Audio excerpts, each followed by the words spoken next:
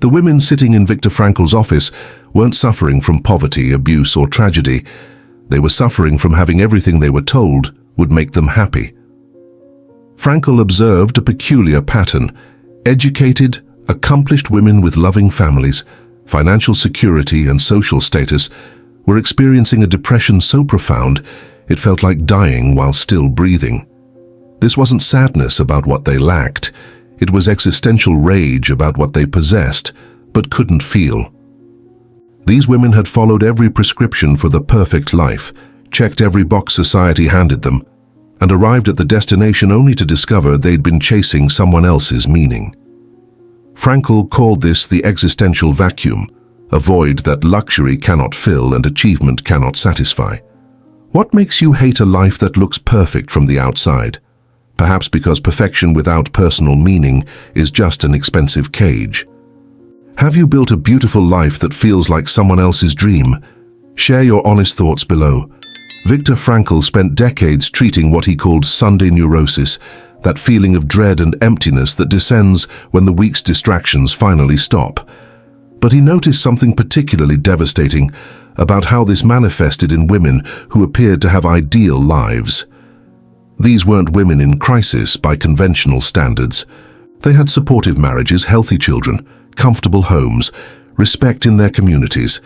Yet they came to him describing a feeling of suffocation, of playing a role in someone else's story, of waking each morning to a life that should bring joy, but instead brought only numbness and inexplicable rage. Frankl understood what others missed. These women weren't ungrateful or mentally ill in the traditional sense. They were experiencing the consequences of living a meaning vacuum disguised as fulfillment. They had pursued goals, marriage, motherhood, social status, security, not because these represented their authentic values, but because these were the pre-packaged meanings their culture offered. And when they achieved these external markers of success, they discovered the terrible truth. You can have everything society defines as valuable and still feel profoundly empty if none of it connects to your unique sense of purpose. This is the paradox Frankl identified in his therapeutic work. The perfect life can be the perfect prison. When a woman builds her existence around meeting external expectations rather than discovering internal meaning, she creates what appears successful but feels dead. The house is beautiful, but it doesn't feel like home. The marriage is stable, but it doesn't feel like partnership. The children are well raised, but motherhood feels like an identity that erased her rather than expanded her. Every element is correct, yet the whole feels fundamentally wrong. Frankl made a crucial distinction that explains this hatred of apparent perfection. Happiness cannot be pursued, it must ensue. Happiness is the byproduct of living meaningfully, not the result of accumulating the right circumstances. These women had accumulated the circumstances, the husband, the home, the lifestyle, but had never asked the foundational question, what is my unique meaning to fulfill in this life? Without that personal meaning, even paradise becomes a desert. The rage these women felt wasn't irrational. It was existentially appropriate. They were angry at themselves for living inauthentically, angry at society for selling them a prefabricated dream, angry at their families for benefiting from their self-erasure, and angry at the universe for the cosmic joke of giving them everything they asked for, while withholding the one thing they actually needed, a sense of purpose that was genuinely theirs. Frankl observed that this anger, while painful, was actually a sign of psychological health. It meant the authentic self was still alive underneath, demanding to be heard. In his works, Frankl explained that human beings are not primarily seeking pleasure or power. We are seeking meaning. This is why a woman can have every comfort and still feel suicidal, why she can be surrounded by love and still feel desperately alone, why she can achieve every goal on her checklist and still wake up asking, is this all there is? The existential vacuum doesn't care about your bank account or your square footage. It only cares whether your life expresses your unique meaning. Frankl's logotherapy, his meaning-centered approach, revealed that these women needed to stop asking, why am I not happy with this perfect life? And start asking, what meaning is my life calling me to fulfill that I've been ignoring? This is a radically different question. The first question assumes the problem is ingratitude or mental defect. The second question recognizes that the problem is existential misalignment, living someone else's meaning instead of your own. Consider the woman who built her entire identity around being the perfect mother and perfect wife. She sacrificed her career ambitions, her creative pursuits, her friendships, her autonomy, all in service of this culturally sanctioned meaning. And her family thrived, her children are successful, her husband is content, her home runs smoothly. By every external measure, she succeeded. So why does she fantasize about disappearing? Why does she feel a rage so profound it frightens her? Because she gave her life to a meaning that was imposed rather than chosen, and no amount of external validation can fill the void of self-betrayal. Frankl would say her hatred of her perfect life is her psyche's rebellion against inauthenticity. The rage is the voice of her unlived life demanding recognition. This isn't pathology, it's health. The pathology was the years of self-erasure, the decades of performing someone else's script. The rage is the cure trying to emerge, the authentic self saying, "I'm still here, and I refuse to die quietly." In his therapeutic practice, Frankl guided these women toward what he called self-transcendence, the discovery of meaning beyond themselves. But this is widely misunderstood. Self-transcendence doesn't mean more self-sacrifice or more service to others at the expense of self. It means discovering what unique contribution you are meant to make to the world, what specific meaning only you can fulfill, and organizing your life around that rather than around social expectations or others' needs. A woman trapped in the perfect life prison often believes she has only two options: continue the performance and die slowly inside, or blow up her life and destroy everything. Frankl offered a third path: transform your existing circumstances by infusing them with your authentic meaning rather than society's prescribed meaning. This might mean staying in the marriage but renegotiating the terms, remaining a mother but refusing to let motherhood consume your entire identity, keeping the house but filling it with your authentic pursuits rather than just performing domesticity. The existential vacuum, Frankl taught, creates what he called neugenic neurosis, psychological suffering that originates not from psychodynamic conflicts or chemical imbalances, but from meaning deficiency. You can't medicate your way out of meaninglessness. You can't therapy talk your way out of living inauthentically. You can only fill the vacuum by discovering and pursuing your unique meaning, regardless of how inconvenient or socially uncomfortable that might be. Here's what Frankl observed that shocks people. Sometimes the path to meaning requires disappointing others. Sometimes authentic living means your children see you as less than perfect. Sometimes meaning demands that you stop being the woman everyone relies on and start being the woman you were meant to become. This feels selfish because we've been taught that women's meaning should always be found in service to others.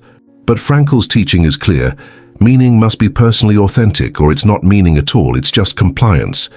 The women who came to Frankl hating their perfect lives were suffering from what he called the existential vacuum in affluence. This is the specific torture of having every material and social advantage while experiencing profound spiritual poverty. The woman with the beautiful home who stares at the walls, feeling like she's in prison. The woman with the devoted husband who feels utterly alone in the marriage. The woman with accomplished children who realizes she has no idea who she is beyond mother. These aren't ungrateful women. These are women experiencing the natural consequence of building a life around borrowed meanings. Frankl's most radical insight was this: your depression might not be an illness. It might be information.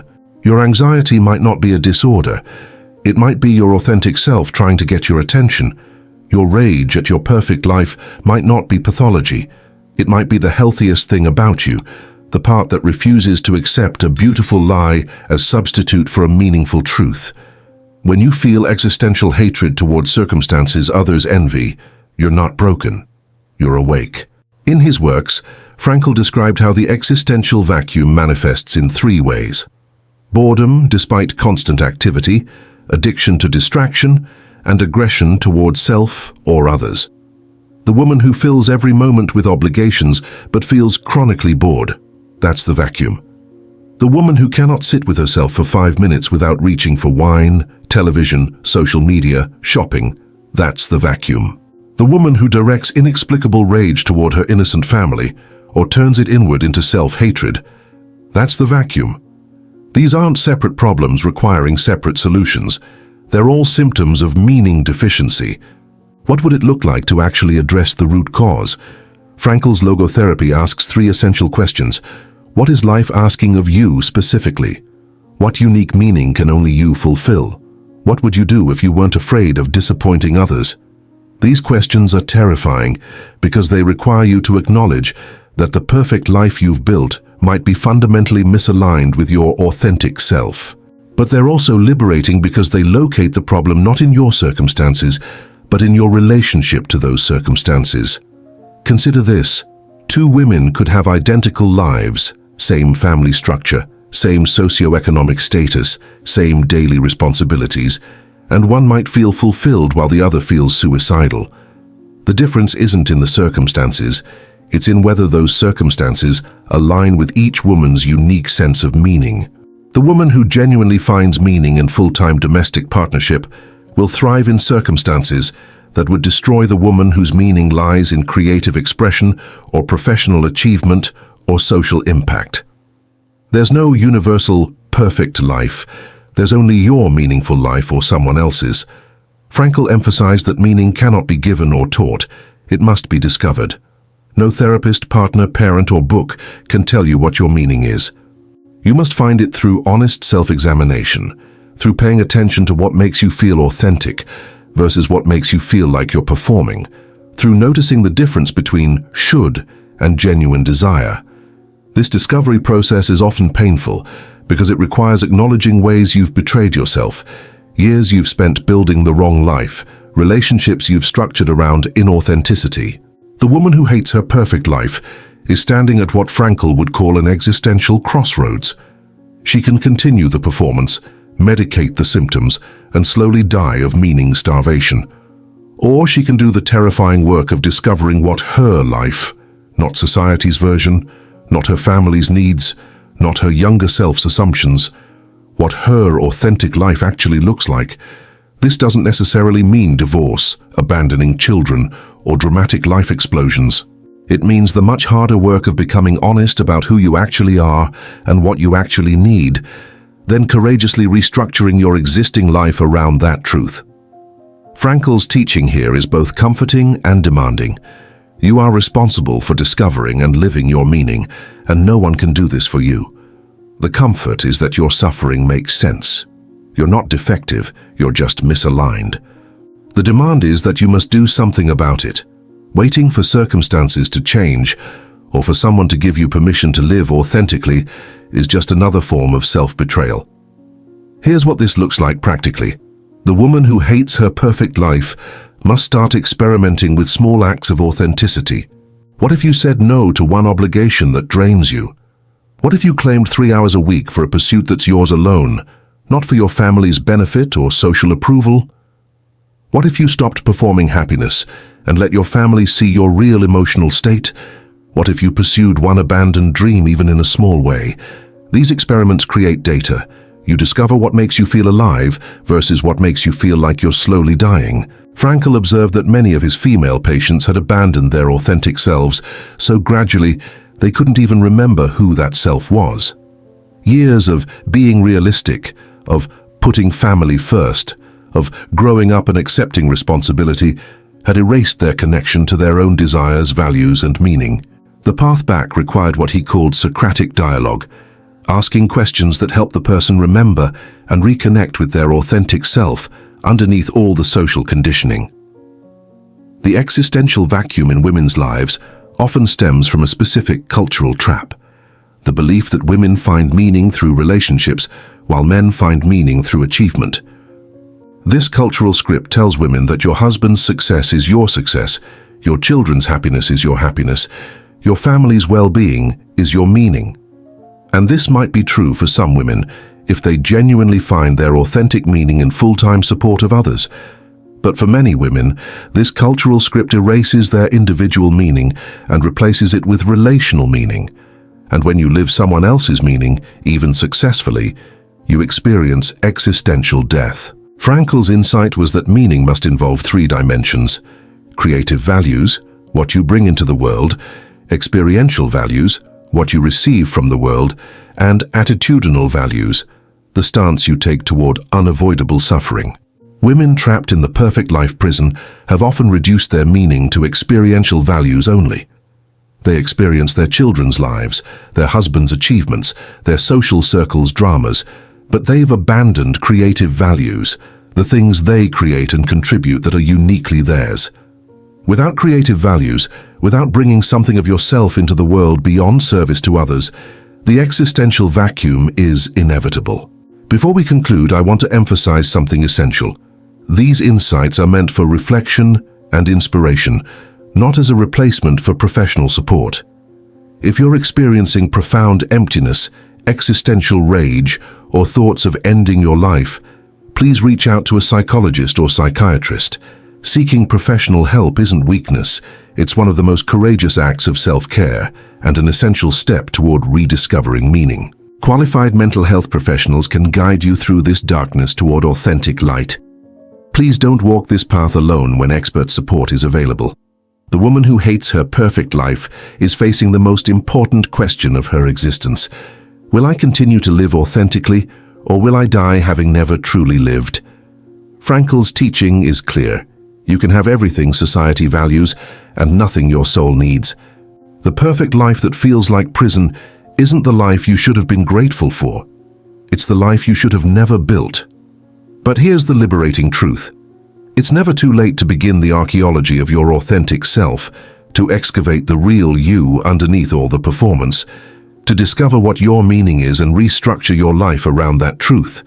The rage you feel toward your perfect life isn't your enemy. It's your guide. It's showing you exactly where you've betrayed yourself, exactly where you've chosen others' expectations over your own meaning. Will you keep medicating that rage into silence, or will you finally listen to what it's trying to tell you? What would you do if you weren't afraid of disappointing anyone? What would your life look like if you built it around your authentic meaning rather than society's prescription? And most importantly, how much longer will you wait before you start living the life your soul is desperate to live? These questions don't have comfortable answers. They demand that you acknowledge hard truths about the life you've built and the years you've spent living inauthentically. But they're also the questions that lead to liberation, to the discovery that you can transform your beautiful prison into an authentic home. Not by changing your circumstances necessarily, but by changing your relationship to them, by infusing them with your meaning rather than continuing to perform someone else's script. The perfect life you hate might become the meaningful life you love, but only if you have the courage to stop performing perfection and start living authentically.